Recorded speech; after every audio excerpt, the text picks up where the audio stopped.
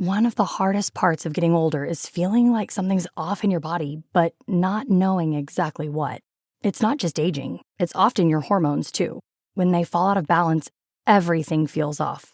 But here's the good news. This doesn't have to be the story of your next chapter. Hormone Harmony by Happy Mammoth is an herbal formula made with science-backed ingredients designed to fine-tune your hormones by balancing estrogen, testosterone, progesterone, and even stress hormones like cortisol. It helps with common issues such as hot flashes, poor sleep, low energy, bloating, and more. With over 40,000 reviews and a bottle sold every 24 seconds, the results speak for themselves. A survey found 86% of women lost weight, 77% saw an improved mood, and 100% felt like themselves again. Start your next chapter feeling balanced and in control. For a limited time, get 15% off your entire first order at happymammoth.com with code NEXTCHAPTER at checkout. Visit happymammoth.com today and get your old self back naturally. This is your before and after story. Instead of imagining a rewarding career in medical imaging, Southeastern College can actually take you there. Prepare for a career in ultrasound, radiology, and X-ray technology. With hands-on specialized training, simulations, and real-life experience with the latest imaging technology, you'll be ready to play a vital role on any healthcare team. Transform your life by helping others. Southeastern College. Your future is bright. Visit scc.edu to get started. Coming up on episode 270 of Wheel Bearings, we've got the Polestar 2 Performance package, the Rivian R1S, driving the all-new BMW 7 Series, including the i7, Honda's solid-state batteries, Mini teaches you how to drive a stick, and a bunch of listener questions. All that and more coming up next.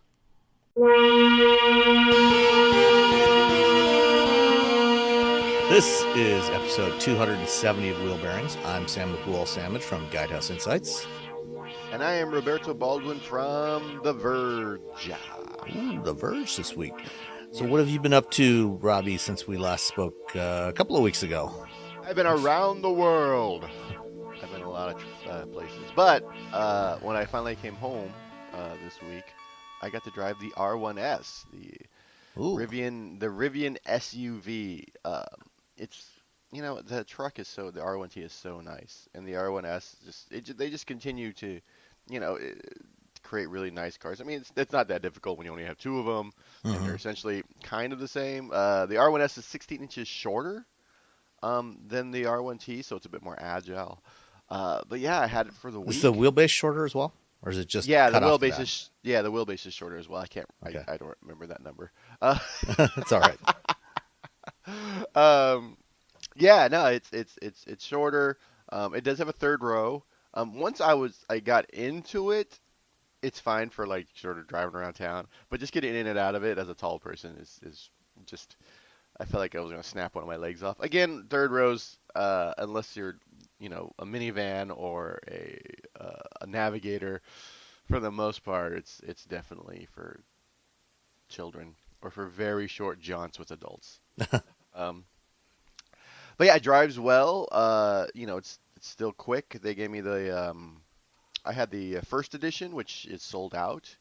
But it had the quad motor, motor at each wheel. It had the large battery pack, which is 135, something like that. Yeah. Yeah, 135 kilowatts. They've been doing updates to the over-the-air updates, and now it'll DC fast charge at up to 220 kilowatts from a 450 volt architecture. So yeah, no, and it supports 500 amp chargers. So when those come online, you'll be ready to rock. So yeah, no, it's definitely a vehicle that gets better over time. If they're still expensive. This one starts at $78,000. So, wow. and they're not going to get any cheaper when they finally bring out the two motor version. Yeah, that's the two motor version. The one I was driving, the starting price was okay. So the Adventure, to use the Adventure is the one that you can get right now with a quad motor, and the large battery pack is $95,500. So it's not an inexpensive vehicle. If you can get the $78,000 one, I think you'll be fine. I don't think you need all four motors. You can get dual motors and be just as happy. I mean, you're still gonna have like 600 horsepower, I think. Yeah, you don't. Yeah, you don't need. At some point, like it's just, what am I doing with all this horsepower in an SUV? Because you can't, are you on the track? Are you doing quarter-mile runs all the time? No, you're just cruising around town, and you can take it off road. What is really Well, cool you do is need to get to the other side of the intersection before everybody else. So that's true, but you can still do that with like 600 horsepower. I mean, I could do that with my little my Kona, because that initial hit, that yeah. initial torque is there, and then you sort of diminishing returns after you keep going in the Kona. It's just the more powerful vehicles just keep accelerating forever. But these are adventure vehicles. These are very much a lifestyle. I think I've called them the Patagonia of vehicles. They're outdoorsy, but expensive, and they have added a few new features, which is some of the stuff I tested. They had a pet mode, which they added, which is something I think everybody, if you're making an EV, you should have some sort of pet mode. You should just steal that feature from Tesla, because sometimes I'll be driving around and I'm like, oh, I need to run into a store, but I definitely do, even if it's for like a minute or two, because it gets because I know whenever I have to do videos in cars, we had to turn the air conditioning off so I can do voiceover. Mm-hmm. And when we do a few takes, and we got to turn the air conditioning back on, because you're just like sweating, and dogs don't sweat like people. They have to pant. And so yeah, so they have a pet mode. And I did a video of the car, and I didn't get a video, but once you lock the car, like the center display pops up and says, my pooch is safe, or my animal's safe, and they're enjoying air conditioning, and I don't know, Black Sabbath, whatever your dog, cat, or potbelly pig enjoys when they're sitting in your car, whatever their musical preferences are. So that was cool. They also have a whole suite of camping features now. They have features so that you can have the car on, but without the external lights on. So you're not like hassling the other campers. Like if you're overlanding, or if you're sleeping in the car. This is especially if you have like kids. Sometimes people will go camping. They'll put the kids in the car to sleep because, it's warmer. They also have, so you can turn off the display. They have energy usage. You can optimize how you're using the energy. And they have this one really cool feature. Is called like an auto leveling. And so let's say you park on a hill or a weird surface, which, when you go camping, it's not like you're going to like park on a nice asphalt slab all the time. You hit the little auto leveling, and you just sit in the car and wait, and it takes a few minutes. It's not quick. Yeah, well, I noticed that when I drove the R1T as well. If you put it into off-road mode and you want to put it up to maximum ground clearance, it takes several minutes for those air springs to pump up and get you to maximum height. Yeah, that air compressor really has to work to get it, because it's nearly 7,000. Well, the R1S is nearly 7,000 pounds. So I don't know what the R1. I'm sorry, probably around the same. The truck is about 73. Yeah, so they're not light. Yeah.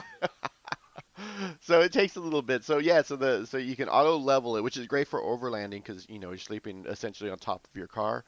And if you're at an angle, like you're just rolling out of the tent or whatever. Yeah. So that was really nice. And it's, again, if you want to sleep in the car, if you or your kids or whatever, or you're just driving cross country, which I've done that a few times, where we just pull over and sleep in the car, and then get back on the road in a few hours. So yeah, that was really cool, and it works really well. I put the little level from your iPhone in there, and I just put it on the tailgate. And it's funny because you're like, oh, this is a 5% or 5 degrees of angle, and you don't think that's a lot, but then you look at the car and you're like, oh, that is a lot. And then you did it, and we got to like, in my driveway, which is about 3.5, 4 degrees of angle, I got to 0, and then out in the wilderness it got to like -1, which was, once that's good. So for 4 degrees, especially we purposely found like a giant bump in order to put like the front left tire on. And so if you looked at the tires, like they were all over the place. It looked really funny because the car is level. You take photos and the car is level, but you look at the wheels, and the wheel, like, one's higher than the other by like a few inches. And it's a cool feature. for people who want to sleep, or maybe you're, I don't know, serving hot drinks in the car when you're you don't want to spill them. You have very fine china. Yeah. Yeah, it drives well. Their Driver Plus ADAS system has gotten better. Adaptive cruise control is super chill. It's not very aggressive at all, which I'm always a fan of. The lane keeping assist, it still needs some tweaking. For the most part, it works fine. Super tight, corners, turns on the freeway. Those, it's sometimes you need to sort of wrangle it away from the thing, but it's definitely not nearly as difficult to take control as, say, like a Tesla, where you're essentially like fighting with the car to get control back. Overall, no, I think I've said this again, and I'll just keep saying it. Lucid and Rivian, both of their first vehicles are great. They both have these really great vehicles, but they also both decided to build cars at the worst possible time because of everything that's going on. But yeah, the R1S. I look forward to, any future vehicles, and hopefully, we can get some less expensive vehicles from them in the future. I know 78,000 is still further, there's still a lot of money. Well, they are working on the R2 series. They've said that, which will be less expensive. Yeah, and I think, really, the class of vehicles they're competing against right now, are the likes of Range Rover, the high-end Jeeps. This is probably, competing. The R1S competing with, loaded, Grand Cherokee, Jeep Grand Cherokee, 4xe, things like that. Which are almost the same price. Like, Yeah. it's like, and you look at the truck market, and people are paying like 70, 80, 100 and something $1,000 for just a regular F-150 Platinum or King Ranch, or so it's that whole market it's really expensive. But I think I like the idea of essentially, everyone's doing this, where they're making EVs out of the top end of their line because they can afford to sort of take they can add the extra money there, because people who are willing to spend or able to spend $100,000 on a car, a few $1,000s doesn't really matter to them, and Right. and hopefully this sort of trickles back down to the $35,000 Model 3 that we were supposed to get. That was the dream. They're supposed to get the cheap. It was briefly sort of kind of available. It was like an off menu. It was like like double animal style. Yeah, like you'd have to actually call Tesla. You couldn't order it online. You actually had to call Tesla and say, "I want a $35,000 Model 3," and it would. I mean, I didn't actually experience this, but my guess is it was probably kind of like the experience of ordering cable service. Or TV service, they're constantly trying to upsell you. It's like, you can get this one for 35, but we really think you'll be a lot happier with this, standard range plus or the long range version, for 45 or 50 or $55,000, and before you know it, nobody's buying the $35,000 version, and then Tesla says, well, we discontinued that one because nobody was buying it. Well, they hit it, I'm gonna look and see what potential purchase price. Yeah, the starting price of a Model 3 now is 46,000. Yeah, it's 47. Really, it's 46,990. So yeah, we didn't get to. And that is with a CATL lithium iron phosphate battery. So it's a Chinese-made battery. Nothing wrong with that. It's a very good battery. CATL makes really good stuff. But, if you were counting on, come January, the new version of the clean vehicle tax credits, to be able to maybe get $7,500 off of a Model 3 again, nope, because that Chinese battery disqualifies it. And so actually none of the Model 3s, at least as currently available, will qualify, because that's the only one that is under 55,000. The others are all over 55,000, so they're not they don't qualify. The only Teslas that might qualify for the clean vehicle credit are the entry-level versions of the Model Y. But the Model Y is really expensive. Yeah, I mean they start at, I think their current starting price is somewhere in the $67,000 Yeah, range. 60. Oh, because it's the SUV. I forget the whole. Sorry, yeah, it's And 66,000. Yeah. and they don't currently offer a standard range version of the Model Y. It's only available as the extended range and the performance. Yeah. Um, I can see at some point, that they will add that. They do offer a standard range version with that same CATL battery in other markets. They just don't offer it in North America. Yeah. Again, probably because probably not a whole lot of demand for it. Yeah. Have they got to put that list out of who gets what? Because they got to get a little bit of something. I don't even know anymore. As far as the credits go? Yeah, I'm so confused. I'm still confused by the whole thing. There's a whole the IRS has figured out. Yeah, well, that's the problem. Is the IRS has to issue the final accounting rules for how they account for the content value in the batteries, and that's supposed to be published by December. Once they've done that, then the automakers can go through and add up their numbers and see, okay, what percentage of my content, do I get to, if I hit 40% content, and then I can qualify for some of these credits. So we probably won't know until, the first of the year, early January, which vehicles actually qualify. Yeah, it'd be interesting to see how people sort of adjust their production and their supply chain in order to we're like right on the cusp. Yeah. We're more likely to sell more cars if we can get it, to this thing. So let's order this from here and let's change this to that. And one detail that will be interesting to watch when the IRS issues the rules is how they account for that MSRP threshold, because a few years back in Canada, they did a similar thing where they put a price cap, a $45,000 price cap for the base price in order to qualify for tax credits there. And what Tesla did, that none of their cars were below $45,000 at that point. They started offering a version of the Model 3 for $49,000 or $44,999, $1 below the threshold. But they software locked the battery, so you only had 93 miles of range. And then you had to pay. And then you could pay for an OTA software update after you bought the car that would unlock the rest of the battery. And the question is, will the IRS do anything to prevent that sort of gaming of the system?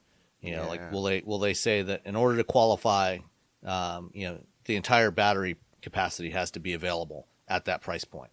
Yeah. And then you got to look at destination. Is it include destination? My guess is it won't. So what if everyone's destination fees go up $3,000? I mean, that's a possibility. I think Tesla's destination fees are already $2,000. So much money. But yeah, I mean, we'll keep revisiting this, as the rules come out later in the year and early in the new year. For now, we don't really know anything. Yeah. But I mean, I don't think, none of Rivian's vehicles actually qualify right now. Yeah, they're just all too expensive. Yeah, because you have to be below $80,000 for a truck or an SUV, and they don't actually offer that 2-motor version yet. So until that happens, they won't qualify. And the same is true for Lucid, and a lot of other cars that don't qualify. Yeah, I think that on the top end, I don't think they really care. Yeah. I think they're like, oh, it'd be nice, but no one cares.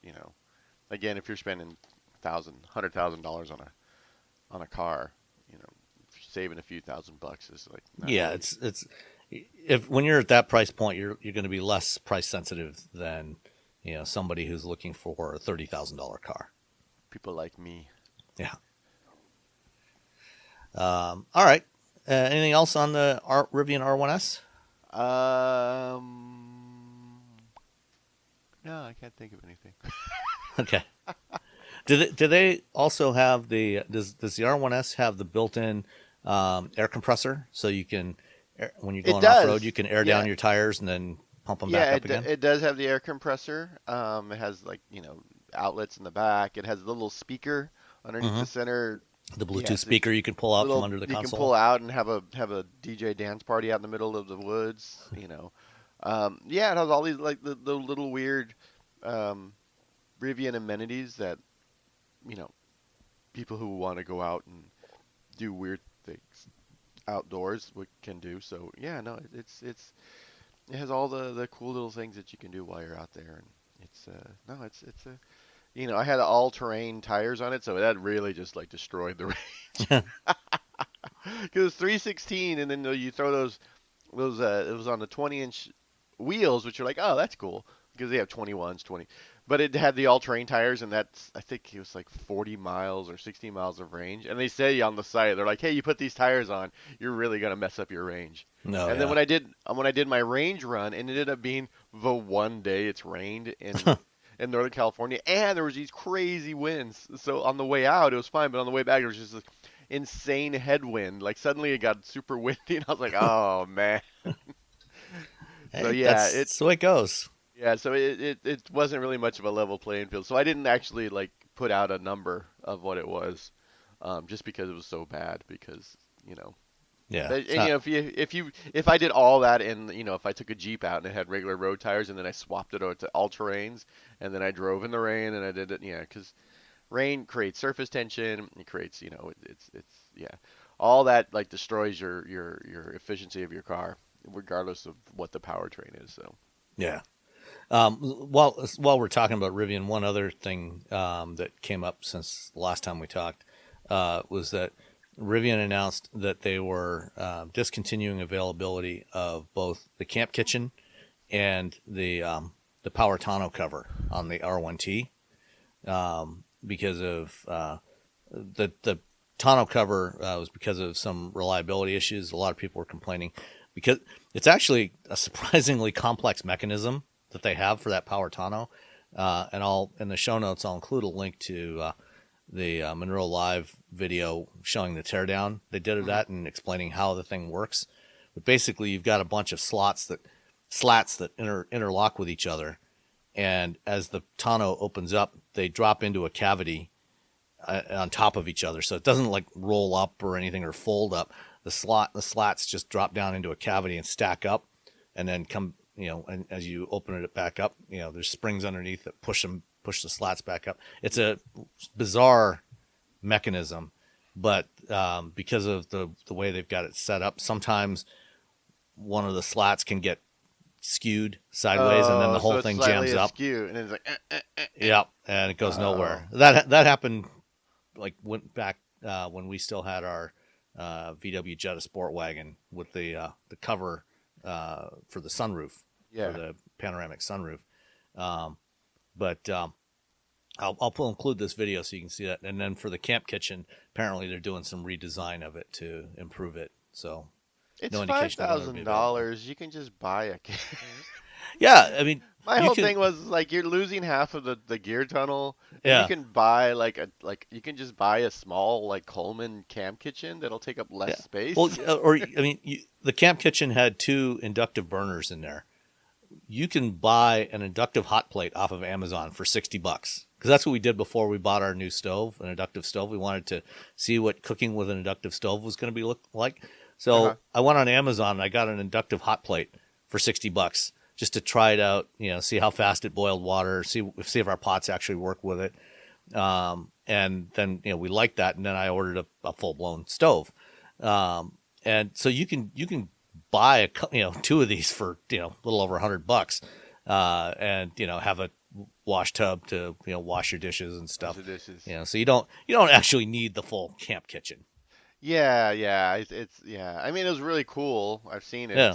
It's super cool looking, and but I'm just like, oh, the cheap person in me is like, you're losing space, and you can also put like you don't have to be standing by your truck in order to cook. You can put it over on the table. Mm-hmm. You're like, hold on, the table's here, but the camp kitchen's over here, so we got to do everything over here, and then move it to the table as opposed to like we're all working at the table and you move everything around. So Yeah. I mean, it's a cool idea, but yeah. Kind of like the tank turns, cool idea, maybe not so actually useful. Yeah, exactly. All right. I in between a couple of trips, was driving the Polestar 2 again, for second time in a couple of months. But this time it was the 2023 model with the Performance package, which means that since this is a Polestar, when on a lot of Volvo models, you can get a trim level that's called Polestar Engineered that has Öhlins dampers on there, a little more performance, big Brembo brakes, 6-piston Brembo brakes on the front, and nice bright yellow seat belts that that look really cool. That tells you you're special. But you can't really do a Polestar engineered Polestar. Polestar. They can say the Volvo engineered Polestar. Yeah. So they just call it the Performance package, but it's effectively the same type of thing that would be Polestar engineered on any Volvo model. And so the Performance package bumps up the power output of the dual motor Polestar 2 from 408 horsepower, 487 foot-pounds of torque to 476 horsepower and 502 pounds-feet of torque. There's not actually any hardware change associated with that, but it's all software. So owners of existing dual motor Polestar 2s will actually be able to buy a software update that gets you at least that performance upgrade. It won't include the Öhlins dampers or the bigger brakes or any of that, and they haven't announced pricing yet for that. But the Performance pack is priced at $5,500, and they also it also gets an improvement in range along with everything else. So it bumps up the EPA range number to 260 miles, which is nice little bump on there. And what else? It also includes a heat pump as part of the Plus pack, actually. Not the Performance pack, but the Plus pack. So it does feel marginally quicker. It's not a huge improvement in performance. I think it drops from 0 to 60 from about 4.5 to just over 4 seconds. But it's still, it's nice and quick. Rides, at least in the default settings for the Öhlins dampers, is slightly stiffer than the standard one. And the Öhlins dampers are adjustable, but they're not like adaptive dampers that self-adjust as you're driving down the road. You have to go in. You can go in and manually twist and adjust the dampers and change the damping rates a little bit. So if you want it a little bit softer or a little bit stiffer, if you live somewhere where the roads are nice and smooth, you can make it a little stiffer, get a little better handling. Although the Polestar 2, even in its default mode, has pretty good handling. It's pretty good body control, nice and stable, and it's a lot of fun to drive. Really, the only thing that I found slightly disappointing, and I haven't gotten a response from Polestar on this, is the Polestar has an Android Automotive based infotainment system, as do the latest Volvos, and so in the App Store, in the Google Play Store, in there, I was setting it up when it arrived. I went looking for Pocket Casts, which is my podcast playing app of choice, which I use on my other devices. And it's nice because I can sync up, if I'm listening on my phone, I get in the car, it automatically syncs everything up. So it's playing, it's got the same playlist. It's got the same, it syncs up wherever the position was on the last thing I was listening to and brings that up by default. The Pocket Casts app seems to be missing from the App Store now. It was there the last time I had a Polestar 2 a couple months ago. It wasn't there in the current one. I actually have a Volvo XC60 in the driveway right now as well, that has the Android Automotive system. It does have Pocket Cast still on it. It shows it in the Play Store. So not sure what's going on. I did a little Googling around, and some other Polestar owners were complaining that recently the Pocket Cast app disappeared. So maybe it's a glitch somewhere, with an update. Who knows? Because in order to show up in the Play Store in vehicles, app developers do have to have there's only certain types of apps that are allowed, and I think they probably have to have certain settings. So it's maybe the most recent update, they forgot to flip the switch on some setting when they were Tick a building the box. app, They're like, yeah, send it off. so it doesn't show up in the apps in the Play Store. We'll see if that changes going forward, but just something to be aware of. But other than that, is Brony Radio still available in the Google App Store? I have Radio, not looked okay. recently. I'm pretty sure it's not in the Play Store in vehicles in Android Automotive. It was in the place. That's what. Yeah, that's the only reason I know what it is. Oh, okay. You know what? I feel stupid that I didn't download it and try it out. But I was like, do I really want this on my history? Do I want this downloading itself onto all my Android devices? So go out there, you guys see, and then listen and see what Brony Radio is all about. I guess it's just My Little Pony songs. I will go and check after we're done recording. Yeah. Interesting. Okay. Sorry to throw you off, but that's an important journalism. Yeah. No, absolutely. It's people need to know if their Brony Radio is going to be available in the car.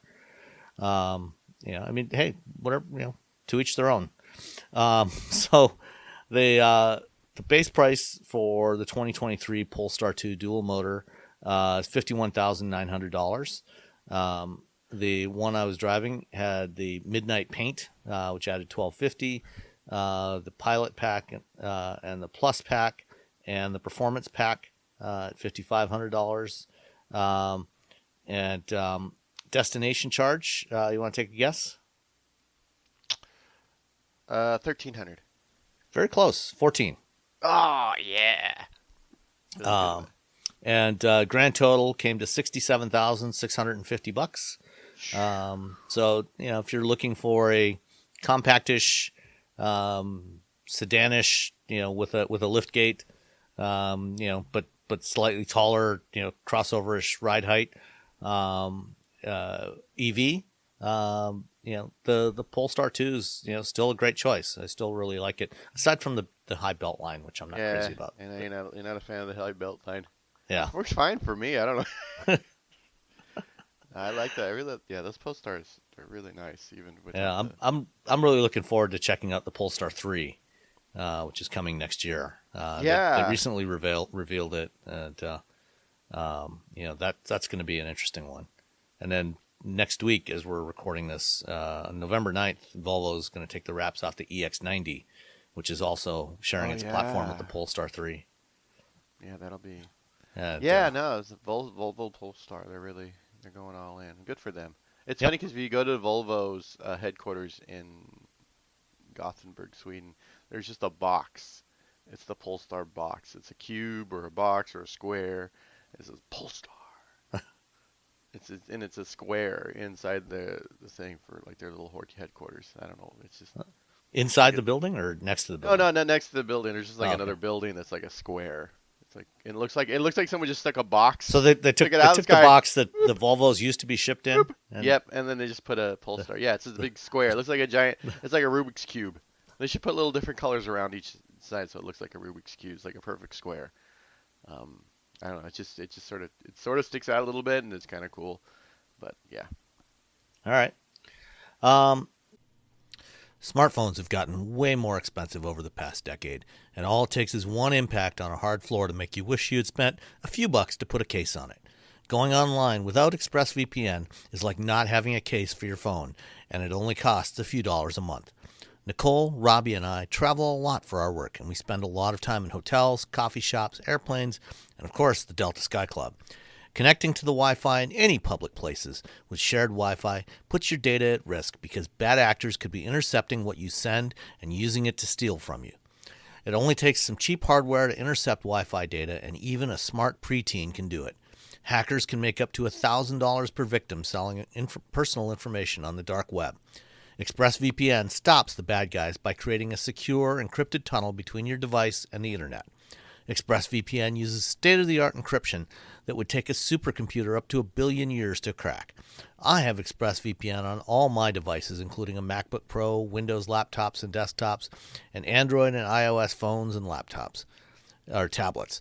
When I want to be secure, I just launch the app, click once to connect, and my data is secure. As I said, I travel a lot for my work, and I have to connect to countless public Wi-Fi networks in many countries. I have ExpressVPN on all my connected devices so that whoever else is on the same network can't see any of my data. That's important because I often have to check banks, credit card accounts, and transmit client data that might be sensitive, as well as filing articles on news that might be under embargo. ExpressVPN protects all of it, and I've been paying for my own account for years. Secure your online data today by visiting expressvpn.com/wheelbearings. That's expressvpn.com/wheelbearings, and you can get an extra 4 months for free. expressvpn.com/wheelbearings. One of the hardest parts of getting older is feeling like something's off in your body, but not knowing exactly what. It's not just aging, it's often your hormones too. When they fall out of balance, everything feels off. But here's the good news. This doesn't have to be the story of your next chapter. Hormone Harmony by Happy Mammoth is an herbal formula made with science-backed ingredients designed to fine-tune your hormones by balancing estrogen, testosterone, progesterone, and even stress hormones like cortisol. It helps with common issues such as hot flashes, poor sleep, low energy, bloating, and more. With over 40,000 reviews and a bottle sold every 24 seconds, the results speak for themselves. A survey found 86% of women lost weight, 77% saw an improved mood, and 100% felt like themselves again. Start your next chapter feeling balanced and in control. For a limited time, get 15% off your entire first order at happymammoth.com with code NEXTCHAPTER at checkout. Visit happymammoth.com today and get your old self back naturally. Did you know you can support Wheel Bearings directly? Head to patreon.com/wheelbearingsmedia and you can become a patron today. Your contributions will help fund the platforms and tools we use to bring the podcast to you. And exclusives and improvements are already on the way thanks to your generosity. So if you want to be part of an automotive podcast like no other, head to patreon.com/wheelbearingsmedia. We've updated the Wheel Bearings merch store, and now there's a whole bunch of new choices, new colors, new styles, t-shirts, sweatshirts, hoodies, hats, mugs, travel mugs, stickers, aprons, tote bags, you name it. You can get your Wheel Bearings merch at shop.wheelbearings.media. Go check it out. That's shop.wheelbearings.media. Continuing on, earlier this week, I was in Palm Springs, more specifically Rancho Mirage, for a couple of days, driving some new BMWs. They had the global media launch for the all-new 2023 7 Series, as well as the refreshed X7, and then they had Test Fest where they had a whole bunch of other stuff available to drive, including the new X1 and the iX and the i4, and for those that ride two-wheelers, they had a bunch of bikes as well. So got to spend Monday all day driving two different 7 Series, the 760i and the i7. The i7 is the battery electric version. For the U.S. market, BMW is going to be offering 3 powertrain options for the new 7 Series. The base 740i will be a 3-liter twin-turbo inline-6. The 760i will have a twin-turbo 4.4-liter V8. And then the dual-motor, all-electric i7 is the top model. The 2 gas engines, the 6-cylinder and the V8, are both mild hybrids, and it's a new mild hybrid system. Previously, BMW's 48-volt mild hybrids used a belted starter generator system that could do some brake energy recovery and providing a little bit of torque boost to the engine. Now they've switched to a configuration where the electric motor is packaged in the transmission between the engine and the torque converter. And then there's a small lithium-ion battery in the back. And that gives you more advanced auto stop start capability where it can stay shut off for several minutes, when you're sitting idle, and provide some additional torque boost. It'll give up to 200 Newton meters of torque boost, and about, 9 kilowatts, so about 13, 14 horsepower to whatever the engine's doing. and then they didn't have the 6-cylinder there to drive. They only had the 760s and the i7. Ooh. Sorry. But both of them, both the 760 and the i7, have 563 horsepower. Obviously, produce that 563 horsepower in very different ways. One does it using a significant amount of petroleum. The other does it from a plug. Chubba Chetta he's the former longtime editor-in-chief of Car and Driver, were driving together on Monday. And one of the things we noticed with this thing, well, first off, the design. What do you think of the design of the new 7? You know, I think I said this before. Like BMW is just like, you know what, we're gonna do or we're gonna do, and if you don't like it, too bad. Pretty much, yeah.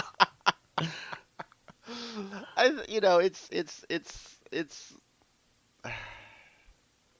you still have the huge grill, and I talk to people like car people and just regular people, and they're like the grill, and I'm like, I know, I don't make BMWs, but I understand what you're doing, and they're like, man, that grill. But I think what's going to happen with the 7 Series, the same thing that happened with the 4 and the i4, is that you just sort of get used to it. You learn to walk up from behind. Yeah, you'll learn to love it. Like now at this point in the i4, I'm like, it. yeah, at the i4, I'm like, you know what, it's fine. Yeah, that's where I'm at with the i4 now and the 4 Series. I think it's just going to be the same thing with the 7 Series, where you're like it's so, it doesn't. 20% smaller, 10%, even 10%, because now it feels like it's sort of encroaching onto the hood. It's like the way it's sort of like creeping over at an angle at the top. It's like, well, for what you know what, they set the design language like 4 years ago, and they're not backing down. Yeah. They're like, no, in fact, we're gonna make it bigger. Well, for what it's worth. On the new 7 versus the last 7, because they did a mid-cycle refresh on the last 7 about 2-3 years ago when they went to a larger grill. And looking at them side by side, the new one, the grill is actually the same, almost exactly the same size, but it actually looks slightly smaller on the new one because the rest of the face has grown. Yeah. Because the car's 2 inches wider, it's taller, so proportionally it looks a little bit smaller. Unfortunately, it's smaller, but it's still it's the creep. It's the creep over the top. Yeah. Like you can see that line that goes from the top of the top of the lights. Yeah. And so it comes all the way across. So they have this one continuous line that sort of goes across, and at that point there's like there's a kink or a little angle in the grill. Chamfer. Yeah, and at that point it looks like it's creeping onto the hood, and then eventually at some point while you're driving, it'll just get you while you're it'll work its way all the way up to the hood and then reach into the car and get you. Yeah. The other big change, on this new one is the front lighting. They've gone from the traditional horizontal pairs of lights on either side, so four lights, to this split lighting configuration where they've got the daytime running lights, LED daytime running lights, in a slim horizontal strip up above, and then the headlights in another strip down below. So you've got these two parallel lighting elements. This is going to be a signature look for all the high-end luxury BMWs. So they put this on the new 7. It's on the new X7, the refreshed X7. And also the XM. They're the only ones that are going to get this look. All the other BMWs are going to stick with something closer to what they've had recently. This thing looks imposing, but compared to when I saw it back in April in New York, in this event space where they had the reveal, out in the daylight, it actually looks a lot better. I thought. It looks better balanced, looks better proportioned. It's 5 inches longer than before, a couple inches wider, a couple inches taller. It actually doesn't look bad, especially from the profile and the rear 3/4. And I can learn to tolerate the grill. If you can get black on black on black, it looks like you're from the future. I think you actually can. Yeah, and if you're from the future and you're here to solve crimes, that's what Yeah. it looks like. Yeah, you're like, I'm from the future. I'm here to solve some future crimes. Yeah. I think you actually can get that combination because you can get a combination of the black grille, like without the chrome surrounds, and other black trim. And then I'm pretty sure you can get that on a black body. The other thing that's cool is they do offer a bunch of two-tone combinations now, where you've got where it's split horizontally, like at the belt line. And they had a couple examples of one there that was the lower half was red, this dark, this sort of burgundy red, and then black on top, which was it was a really cool color combination. I really liked that one. Oh. And then, as you approach the car, you realize, one of the options they have on here is automatic doors. So you can press you can either reach into the cavity there and, pull the door handle the way you normally would, pull it open manually, or you can just press the button there and the door will motor itself out. And you can also activate that from the app or from the key fob. And one of the things they've done is in order to avoid parking lot dings or, hitting somebody who's walking by the car, they've put ultrasonic sensors like the ones they have, those little round button sensors that they have in the bumpers for your parking assist. They put one of those in each of the door handles to detect if there's some obstruction there. And so the door will start opening up and it detects something and it'll stop. So it won't ding the car parked next to you. Unfortunately, it can't stop the car parked next to you from dinging your doors. Boo. But, and this is one of those things that, it's kind of a cool feature, but not really necessary. It's, I mean, the very high, the Bentleys, the Rolls Royces, they have this type of thing. It's like, at some point you're like, well, what are we going to add to this to make it even more luxurious? How are we going to justify people paying a lot of money? Or not even justify. It's just that people want something extra from their car. Yeah. And they're like, well, look at this. It's a lot of the sort of like, hey, you have a friend come over. Hey, look at this. I don't know how helpful it'll be. And I think a lot of people are going to be pushing that button, that ultrasonic sensor, thinking it's a button to open the valve. And they're like, oh, I just push this button. They're like, no, you're sort of blocking a sensor actually.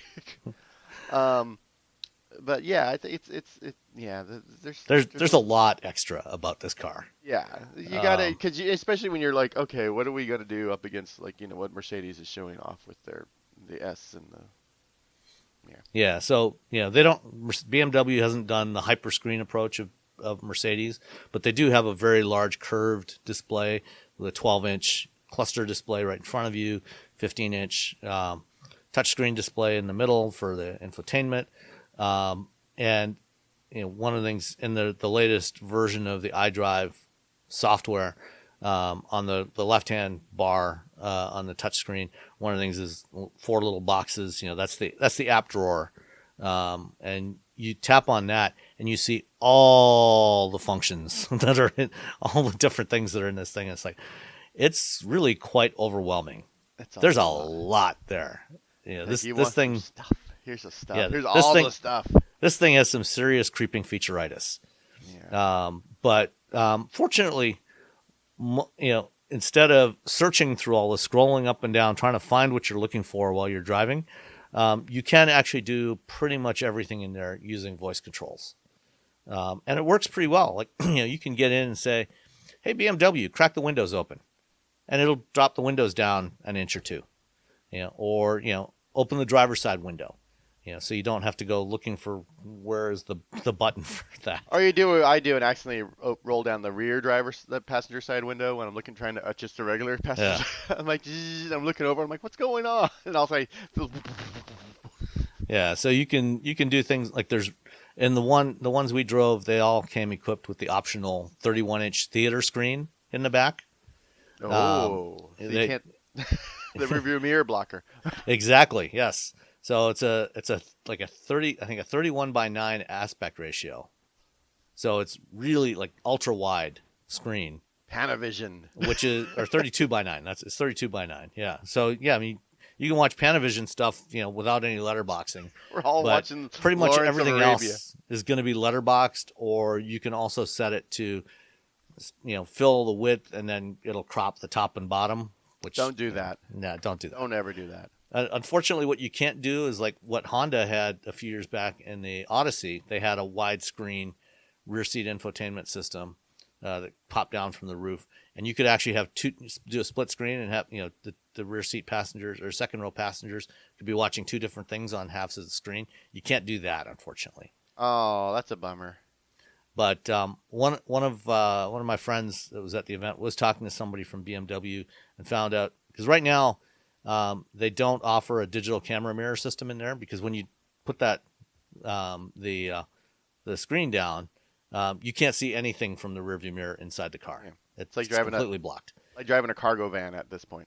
Yeah, but they will sometime next year. They will start offering the digital camera mirror system bundled with the theater screen. And then when you put down the theater screen, blinds come up in the rear door windows and in the back window. And the one in the back window is actually opaque. The ones in the side windows are the perforated ones that you can see through.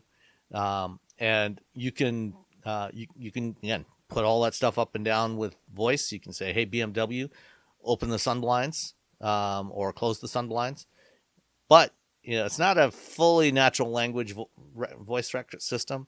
So you have to say some things in a specific way. So it doesn't understand sun shades, but sun blinds, it's good with. They got to do some more. They got to do some more regionalization on that. Yeah, they got a little more work to do there. Yeah. Once you figure out that you can do most of the stuff with voice, it's not as daunting to try to find stuff. This is a big car. Driving it, it feels relatively imposing, but fortunately it does have four-wheel steering, which helps with maneuverability. What's the rear turn degrees? 3.5 degrees. 3.5. All right.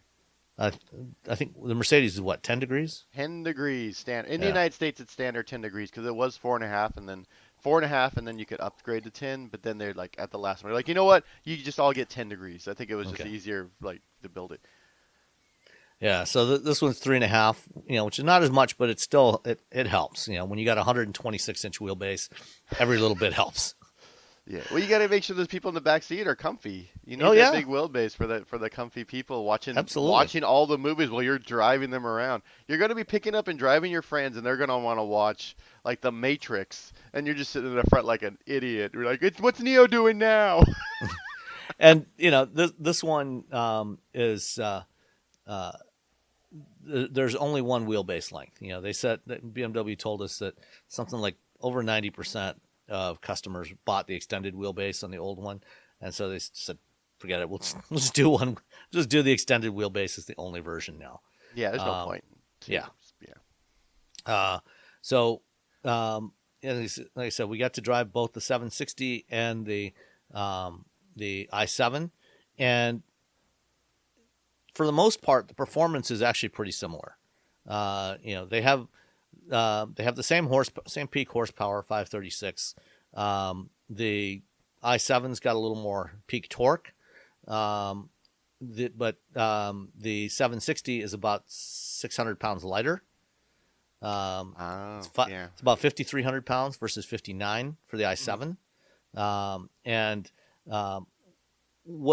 In most driving conditions, you really won't notice much of a difference in performance. They both accelerate pretty similarly. Once you get up to higher speeds, this is a purely hypothetical. I mean, we would never do anything like, test, speeds of 80 plus miles an hour to triple digit speeds on public roads. But apparently, it's been said that, at, above about 85 miles an hour, the performance of the i7 starts to fall off a little bit compared to the 760. The 760 really starts to pull. Chubba and I would never evaluate anything like that. But not outside of Germany. If you're on the Autobahn, yes. If you're on the Autobahn, you're more 85 miles an hour is nothing. Yeah. But for the most part, the way most people are going to use a car like this, it's great. What else? The ride quality. I mean, these all the new 7s have standard 4-wheel air spring suspension with auto leveling, and especially in the i7, it's really quiet and very, very smooth. It's like pretty much anything you do. Driving down the highway, going up, up a twisty mountain road, in near Palm Springs, anywhere you're driving it, it feels like it's gliding along. It doesn't feel like it's floating. So it's not like an old style American Cadillac or something a bump and you're like still a land feeling it for yacht. 5 miles. Yeah, no, I mean it's really well controlled, so it feels like you're gliding over the road, and it just goes where you point it, which was really impressive for something that weighs 3 tons. It's surprisingly fun to drive, given its size. Doesn't have a whole lot of steering feedback. Switching it to sport mode basically just makes the steering heavier, but doesn't really give you any real They feedback. just add a little bit more torque to the steering. Yeah. I mean, it's the 7 series. I mean, exactly. You're not bombing back roads with the 7 series. You're cruising, you're cruising back roads with your friends and trying to make them sick while they're watching, Lawrence of Arabia or whatever. Yeah, exactly. Panavision. I forgot to mention the theater screen system does come with Amazon Fire TV built in, and you've got a 5G modem in the car. Oh, cool. So you can stream all, whatever pretty much you can get all of the different streaming services as channels through Amazon. So if you're an Amazon Prime subscriber, you can use that, and who isn't an Amazon Prime subscriber these days? You can watch everything in the back seat there. One of the neat little design details is, a lot of cars have ambient lighting. BMW has got these light strips that run along the dash and into the door panels that look like they're faceted, like a jewel. And then you've got the LED light strips behind there, and you can pick different themes from the touchscreen system or select them by voice, get different colors, and it actually looks really cool, especially at night. It's a neat effect, and just it's what you would expect of $100,000 plus luxury car. Like I said, once you get past all of the features and you figure out how to do it with voice, for the rest of it just works really well. The EPA range numbers for the i7 just came out. Starting, the base version has 19-inch wheels. That's got the longest range, 318 miles, 89 mpge, which for a 3-ton luxury car is not bad. 89 miles per gallon equivalent. Yeah.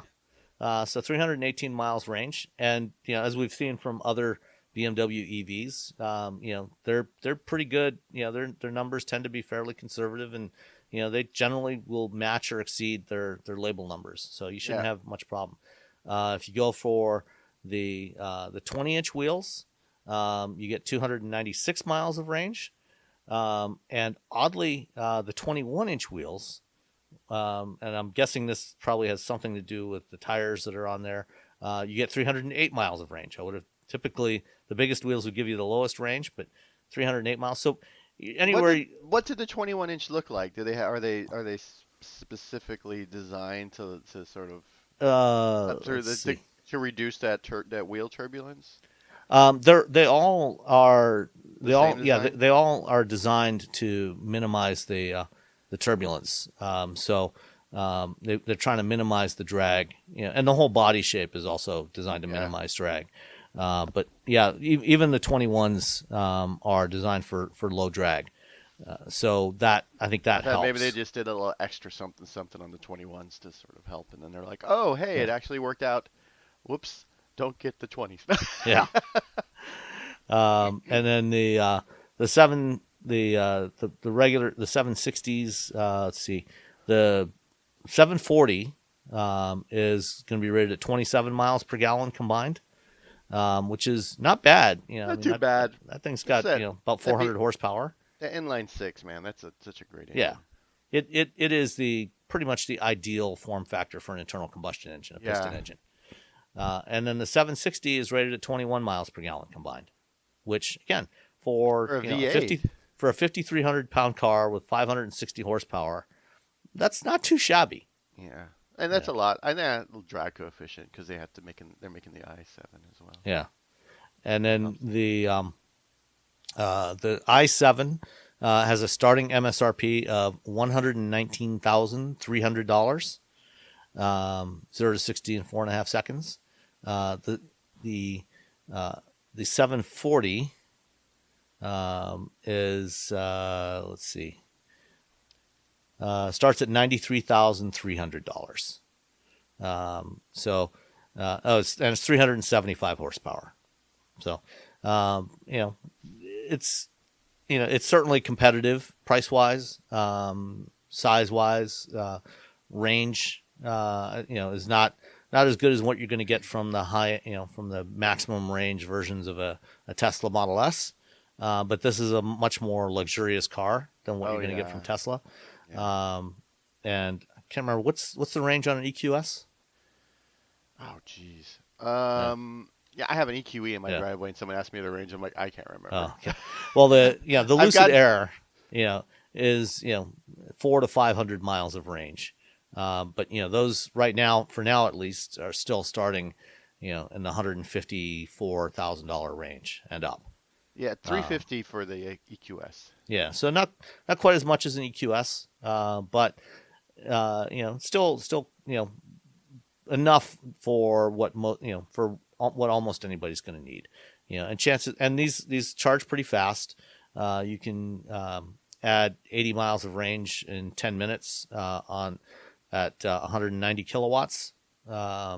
So it's it'll put the miles back on fairly quickly, and after 300 miles you're going to want a bio brake anyway. And you've got massaging seats with all kinds of patterns and things like that. So lots of stuff in here. You're getting all the it's you're sort of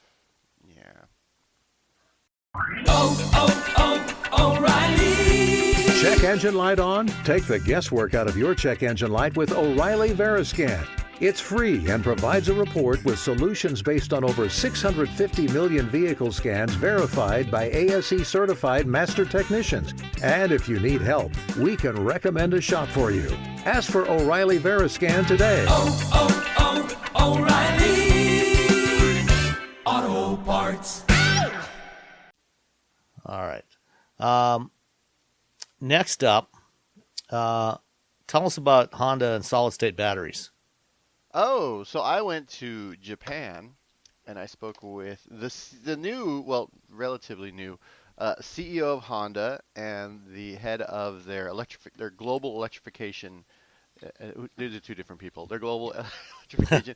The CEO is Toshihiro Mibe, and the head of the global electrification is Shinji Aoyama, and I spoke to both of them, and then I went and saw them. They have a lab at their head. You have an R&D center, and they showed us how they were making, or at least they're starting to make their solid-state batteries. And the issue with solid-state batteries is that because of the way they work, and without getting super crazy technical, is that the way they work is that what happens is that you end up with these little spikes inside the batteries, these little pieces that stick out. They're called dendrites, and they create short circuits inside the batteries. It's not, and it's because and what that does is it lowers the lifespan of the battery.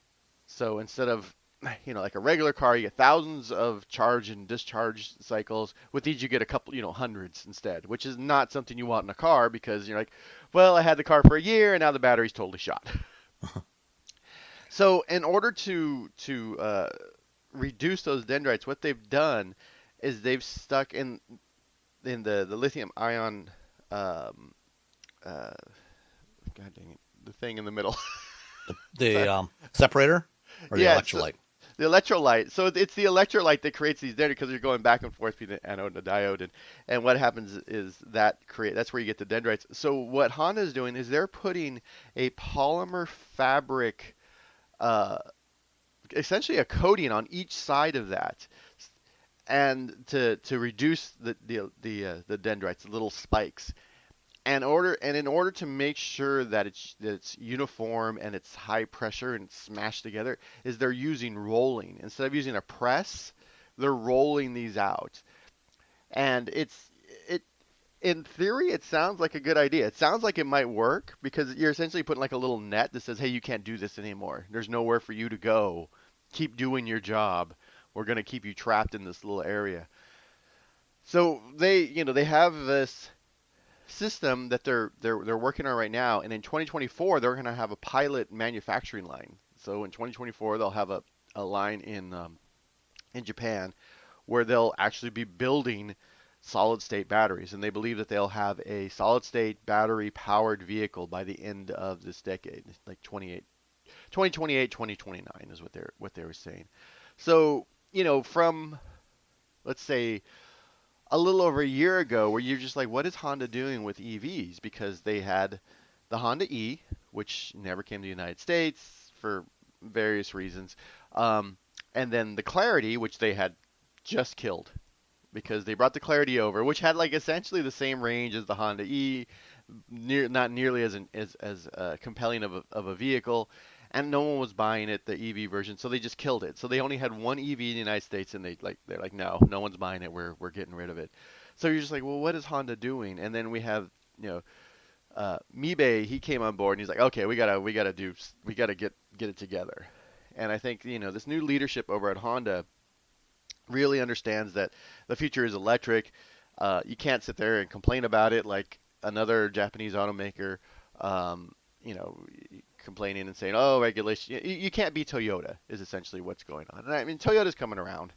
But, they when you have it from the top down saying, we need to electrify and we need to move quick and we need to figure out how to do this and we need to do it right. And so it's interesting because, at the same time, they're also working with GM. They're using the Ultium platform for the Prologue. And then they have this whole other division or other company, Sony Honda Mobility, which they're working with Sony because they were looking for a partner who wasn't in the automotive space to come up with some new ideas to sort of like shake things up. And so Sony ended up being that company, and Sony had a few years earlier shown off a car at CES, like their surprise EV at CES, where they couldn't tell you if they were making it or not for like 2 years. And I Sony Honda Mobility. Yeah, so, they were looking for another company that wasn't in the automotive space to work with to create something that was, I guess they were saying, thinking out of the box. And, Sony had shown off that car, which no one had expected. And, I had talked to Sony, and then they showed it off again. And I talked to Sony one week, and I'm like, are you guys building this? And they're like, nah, probably not. And then the next week they talked to Motor Trend, and they're like, yeah, we're totally going to build it. Or is the other way? I don't even remember. Maybe they told me back in 2020 at CES when they showed off the first one, the sedan. I think the indications that were given at that time was, we built this to showcase all of the different kinds of components and sensors and electronics that we can do. And they didn't really give any indication that they were actually going to build a vehicle. Yeah, but then they showed it again, and they kept showing, it's testing, it's doing this. And I don't remember if they told me. They did a second concept this year, a crossover. Yeah, so they I don't remember I don't know if they told me they were going to build it or they weren't going to build it, but they told Motor Trend the exact opposite like a week and a half later. So I'm that car and driver, I'm talking to somebody, I'm getting like dispatches from Japan. I'm like, okay, I got this article, I write it up, put it out, and then like a week and a half later, Motor Trend has an article. And it's the same thing, except completely opposite answers. I'm like, what is happening? Well, anyway, so now Sony is working with Honda, so they have that. So they have a bunch of, and we asked them, you have all these different things going on. Why? And essentially their answer was, it's still really early days for electrification, and essentially they don't want to put all their eggs in one basket is what it comes down to. They want to have multiple paths to electrification to say, if this one doesn't work, we have these other two things that are going on, which is, sort of, it's smart. It's like if you're looking for a job, you don't just apply for one job and just hope for the best.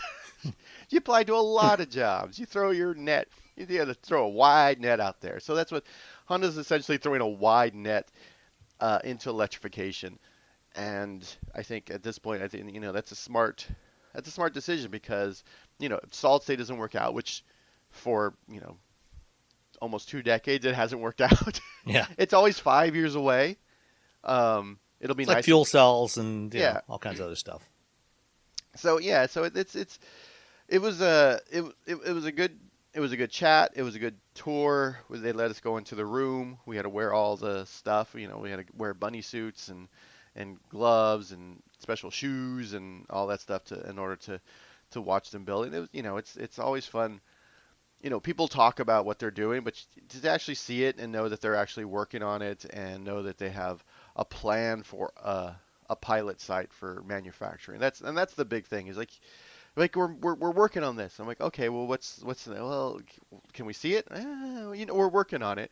And then for them, like, here, we're going to show it to you, and we're already planning to tool a site just to build these batteries. So it's a level of commitment that you kind of want to see from an automaker who is trying to crack the solid state code. And they when we asked them about, like, well, what are you going to share it with GM? And essentially the answer was, we're happy to sell this to anyone. Like, if they crack the code, they'll license it to whoever yes, wants they will sell it to anyone who will buy it. And I think anyone who gets that solid state thing figured out is going to be, they're going to make that's going to be a big deal. If you get it figured out and you can prove that it'll last, the same amount of charge cycles as a regular lithium ion battery, that company's going to make a lot of money licensing that out to other automakers. Yeah. Do they plan to manufacture these themselves at some point, or are they going to partner with, they recently announced a joint venture with LG to build a cell plant in Ohio near where a bunch of their assembly plants are. Are they planning to go down a similar path and, partner with a cell manufacturer to do that, or are they just going to go all in-house and do that? They're doing everything in-house right now. All the research, all the development, everything they're doing on their own right now. In the future, though, they'll be able. It's like an iPhone. Apple does everything in-house, and then when it comes to actually building it, they'll probably, they have a partner that'll do it. I think Honda's gonna, partner with LG Chem or somebody in order to actually do the huge manufacturing, so they don't have to. But right now, everything they're doing, because I was like, well, are you working with partners right now? They're like, no, this is all us. They want all the money. Well, fair enough. Yeah. I mean, if you're going to be late, if you've got something that might be, a breakthrough, you probably want to leverage the most you can out of it. Yeah. So it was, because, we the Honda didn't come here, and that could have been a halo vehicle for them here. And the Clarity just didn't stick, and then you just got nothing for forever. You're just like, well, what is Honda doing? And I mean, to be fair, the Clarity EV was not very good. I mean, it only had like 84 miles. Yeah, it didn't range, have the idea with the Clarity was that the interior was really nice. It was almost Acura level. So instead of range, you got like a really nice interior, which people kind of didn't really, you're like, okay, I understand the pitch, but I don't think people want, especially at that point, because it was only first adopters, and first adopters would have rather had range instead of a nice interior, because if they cared about nice interiors, they wouldn't have been buying Teslas. Right. I mean, that's the argument that Honda made with with having such a small battery in there was that we're going for maximum efficiency. We wanted to, you go with a smaller, lighter battery, and the same is true for Mazda and others. Hyundai did the same thing with the original Ioniq. If we go with a smaller, lighter battery, we can get more miles per kilowatt hour out of it because the car is not so heavy. But I think in the case of this one, they just they went too far with it. Yeah. And they, you tell the people that's hard to explain to somebody who's looking at a car and they're like, well, I can get a Tesla that gets 250 miles, or I can get this car that gets 89. And like, yeah, but it's more efficient. I'm like, they don't care because more efficient doesn't get you to work and back. Exactly. More efficient doesn't help you. And a car, and obviously batteries and vehicles have gotten more efficient over time. But at that point, like even if it was inefficient for that time, you could have got, if you work 30 miles away, that's 60 miles with an 89, if you have an 89 mile range vehicle, you're kind of pushing it. You're like, oh man, that's too much. And on top of all that, it was kind of homely. It wasn't a pretty. Well, yeah, it wasn't a pretty car. It was really nice inside. It was comfortable. Yeah, no, I mean, I drove both the plug-in hybrid and the fuel cell versions, and it was a nice interior. It was very Acura-like, but yeah, it was kind of it's a hard kind of sell. fugly on the outside. It was a hard sell, especially, and then they came out with the Honda E, and everyone was like, well, why don't we get that? Because it has a little bit more range. But it's also it would have been like it's fun. It's like the Mini SE. The Mini SE only I think my range test was 120 miles with that thing. Yeah. Which is fine for most of your sort of cruising around town, but it was also super fun to drive. Yeah. And you really liked being in that car. And I think the clarity, you're like, well, it drives, and I hope no one sees me. All right. Let's do one more story and then answer a few listener questions. Mini USA, just as manuals are disappearing, everybody's and this is particularly amusing since Mini has said that they're going all electric going forward. All their upcoming models are going to be electric, which means they almost certainly won't have manual transmissions. But Mini USA is launching a manual driving school at the BMW Performance Center in Thermal, California, at the Thermal Raceway. I mean, I'm glad to see Mini promoting manuals, but a little late. They're going electric before the rest of BMW. They're like the first ones. Yeah. But they're the only are they the only BMWs you can get with in the United States you can get with a manual transmission? That's it. Think no. You can the new M2 is going to be available with a manual, I think. Oh, because the 2 Series doesn't have a manual, but the M2 will. I think the M2 is going to be available with a manual, and I think the M3, M4 are available with a manual. Maybe not. All right. I could be wrong. So it kind of makes sense if you're one of those people who want to join that enthusiast, and you're still staying within the family. Yeah, and BMW did recently announce that they're going to offer some Mini models that haven't offered a manual for the last couple of model years, starting this month. November, they're going to start offering the manuals again in some of those models. So there will be a bunch of Minis with manuals available, at least for a few more years yet. All right. So if you don't know how to drive a manual, just go take the course. Just learn how to drive a manual just for the fun of it. It's okay. So taking the course from someone else, removes a lot of anxiety. Yes. And issues you're going to have from learning from your partner or your parent or your friend or your cousin or just someone you know. And as a parent of 2 kids, trust me, there is a lot of anxiety. Yeah, because now you're like, so it's going to remove that. Also, it's not your car that you're destroying the clutch on. Excellent point. You're destroying someone else's clutch. Yes. So if you're a parent and you have a kid, and you can afford, I'm sure this is going to be very expensive, but if you can afford it and you have, let's say you buy the new M2 with the manual transmission, maybe teaching your kid to drive on that is a bad idea because they're going to melt the clutch. Yes. So yeah, I think it's, it's a good thing. A little side story from Honda. Someone asked about manual transmissions on electric vehicles, and Aoyama, their lead electrification, he's like, we've researched it. It can be done. We're not going to do it. Yeah. Because it's fake. He's like, it's fake. Yeah. It's not real. It's fake. We're not going to do fake manual transmissions on our cars.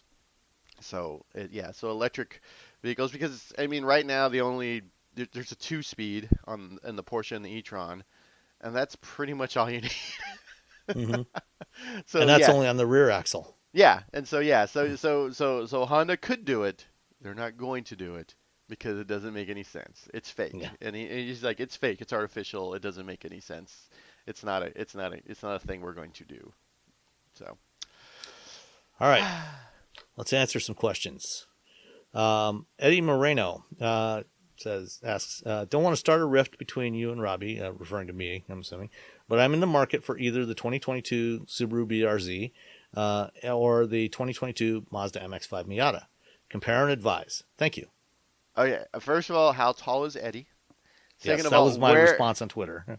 where does Eddie live? If Eddie is taller than 6 foot and he lives somewhere where it rains sometimes, I'm gonna say get the BRZ. If Eddie is shorter, is 6 foot or shorter, and he's somewhere where it's just nice and sunny a lot of the time, definitely get the Miata. Yeah. Or, again, if you're under 6 foot and you only plan to drive it, in warm weather months, like I do with mine, then again, Miata is a great choice. So really, for the most part, it comes down to, if you want the sunshine and how tall you are. Yeah, Both of them are great cars. Both of them are going to be a blast to drive.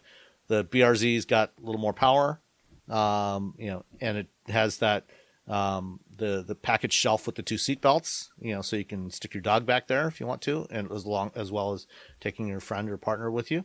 You don't have that option in the Miata, just the 2 seats alone. And I think pricing is similar range for the two. The BRZ starts at 30, but you have to be careful with the BRZ right now because the markups right now on those things are like around here, yeah. $13,000 to $15,000 for a $30,000 car. Yeah, do not pay those kind of markups. Did not pay. Not worth it. And I mean, and I'm sure it's going to be just as bad for the Miata, to be honest. Yeah. Maybe a little less because I don't think it's as new as the BRZ. Yeah, they're just trying to get you. Yep. All right, got a couple of questions from Surtur. First, is there a standard way of testing the health of EV batteries, similar to a compression test for an ICE? So there are standards in development for this, industry standards, but there isn't currently a standard. And the context of this question, I think, is probably around buying a used EV. And this kind of relates to another question that we also had from Coach Cabrera. Any reservations about buying a used EV, one that's 2 to 3 years old and has 40 to 60,000 miles on it? Cox Automotive, which owns a lot of different businesses. They own KBB and Auto Trader and other stuff, but they also own a lot of businesses that are related to automotive retail. So they do a lot of stuff with dealers. They have dealer management systems. And one of the businesses they own is Mannheim Auctions. So a lot of the used cars that get traded in, or come in off of lease end up going to Mannheim, and they get auctioned off and dealers buy them for their used car inventory. Last year, Mannheim bought a company called Spires New Technologies, which, among other things, they're in the business of recycling lithium-ion batteries. But one of the things that they had done is they had also developed testing procedures for lithium-ion batteries. And what Cox and Mannheim are doing now is any used EVs that come through their auction system, they're running through this battery of tests, and they generate a battery health report. So if you buy a used EV that came through Mannheim, one of the things you'll have is this battery health report. Most EVs, there is some. It's not usually, I think, user accessible in the interface, but there's information stored in the battery management system about the capacity of the battery. It can be accessed if you go to a dealer or a service center, and it can tell you the state of the battery. So in general, there's not a standard right now, but we're getting there. We will have something in the next couple of years. But the Mannheim stuff that they're doing is probably the best right now. So if you buy a used car from a dealer, and it's gone through Mannheim, they should be able to provide you with that battery health report. And then, in general, if you're talking about a 2 to 3 year old used car with 40 to 60,000 miles on it, the battery's probably going to be fine. The only exception might be a Nissan Leaf that has been driven, in Phoenix for its entire history, and been in 115, 120 degree temperatures, because the Leaf still has an air cooled battery. But everything else, you'll probably be fine. Yeah, there's a picture of you. Oh yeah. In this article about how the batteries were scoring better than the okay. EVs score well on Mannheim battery tests. And then I'm like scrolling through really quick, and I'm like, hey, there's Sam. I talked to somebody a couple of months ago about this. Somebody about something, I don't know. Yeah, I talked to a lot of journalists. So I can't remember who wrote that story. I think it might have been somebody from AP. Ward's Auto. Oh, okay. Yeah. The grades are pretty good. Yeah. So there you go. They're good, pretty good. And the other thing is, aside from Tesla's, everybody else offers either an 8-year 100,000 mile or 10-year 100 or 150,000 mile warranty on the battery. So anything with 2 to 3 years that's only got 40 to 60,000 miles on it, it's still going to be under warranty for quite a few more years. Yeah. So you could probably do that. You can probably buy a used EV in that range, and feel pretty comfortable about the condition of the battery. Okay. Surtur's other question had to do with, given that this weekend, as we record tomorrow, we will be setting the clocks back and going back from daylight savings time in the U.S. to standard time. Says, how do I set the clock in my car, or should I just ignore it until March? I don't know about you, but I would just ignore it. So I have we have 3 vehicles. One of them, it just changes automatically. The Hyundai, it just does it. Easy peasy. The BRZ just has, right next to the little clock, just has 2 little tiny buttons. One says H and one says M. And you just tap those buttons and you just keep going until you hit the number. It's like the easiest clock that we have anywhere, house, car, whatever, to set. The Jaguar, it's still on standard time, and it's also 12 hours off. So right now we're recording. It's now 11 a.m. So it says it's 10 p.m. now in my Jaguar. And I look at it, and I'm driving. I look at it, and I'm like, I'll just wait. And I waited until and tomorrow it'll be fine. Yeah. It'll still be 12 hours off, but the number will be correct. And if you have a newer car that's got Apple CarPlay or Android Auto, that interface is going to show the time from your phone anyway. So just ignore the built-in clock in the car. Yeah. Finally, Adam J asks, curious what you all think of this interview with Tesla's former autopilot and FSD guy, referring to Andrej Karpathy, who a few months ago left Tesla. But he was their head of AI and led the autopilot and full self-driving program. His justifications for no radar or sensors in their cars. So this was a Forbes article written by Brad Templeton. Brad's a very smart guy. And I think, what Brad said in there, I pretty much agree with. I think Karpathy's arguments for this are nonsense. For not using anything but cameras. It's going to be harder. I'm like, well, sensor fusion has been around for a long time, and my phone can do it, and cars have been doing it, and other cars are doing it. Don't pretend like it's harder. Well, do better. How about that? Yeah. It's okay. So, fusing camera, radar, and LiDAR signals together to create one environment model. Yes, that's a little more difficult, but it also gives you a much more reliable view of what's around you. Whereas having just cameras, especially the way Tesla's got theirs configured, is not so good. Because you can't accurately measure distance. It's a lot harder to measure the trajectory of where other vehicles are going. Under a lot of lighting conditions that they don't work as great. So yeah, it's a simpler system, but it's ultimately going to be much more limited in what it can do. If you actually wanted a proper, true self-driving system, that is reliable and robust, do it the right way. Don't take shortcuts. Yeah, and you have redundancy, and it drives me nuts that Tesla had a computer day. I forget what it was, an AI day. I don't know, investor day. Yeah. I forget what they call it. Every time it's different. Every time it's a different name. But they talked about how they had all these redundancies in their hardware, their computer hardware. They're like, we have redundancy for this, and we have redundancy for that, and we have redundancy for this, and redundancy. They just kept hammering redundancy, but they don't have redundancy when it comes to the sensors that actually see the road.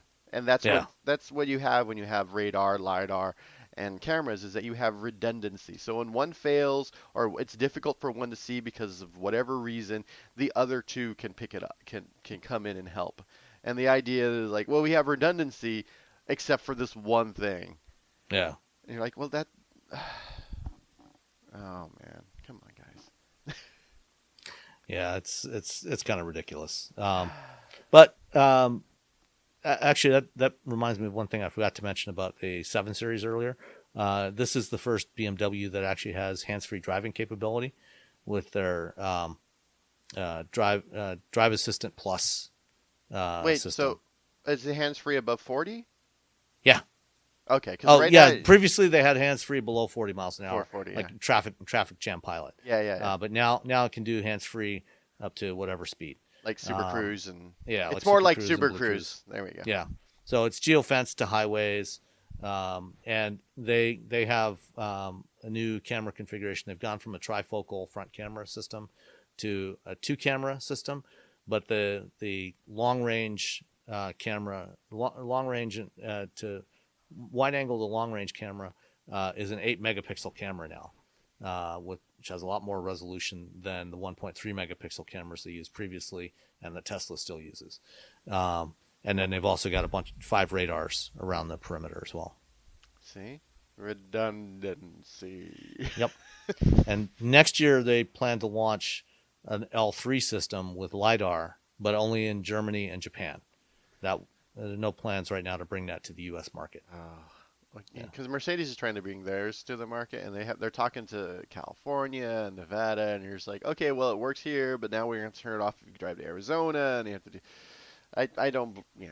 I mean, hats off to Mercedes for doing the work to bring that here, but it just seems like a huge pain in the ass. Yeah. It's going to have, limited usefulness, up to 37 miles an hour. Yeah. You're just like, I'm stuck in traffic, so I can if you live in LA, it's perfect. If you're stuck, if you live in somewhere where just traffic is just trash, then it's outstanding. If you live anywhere else, you're just like, oh, okay. Yep. All right. Well, that's it for this week. Thanks, everybody, and we'll talk to you next time. Bye. Actuaries use their math skills for good. They take on the world's greatest challenges, reducing risk and increasing opportunity. And that means the only thing higher than their pay is their job satisfaction. O'Reilly. Check engine light on? Take the guesswork out of your check engine light with O'Reilly Veriscan.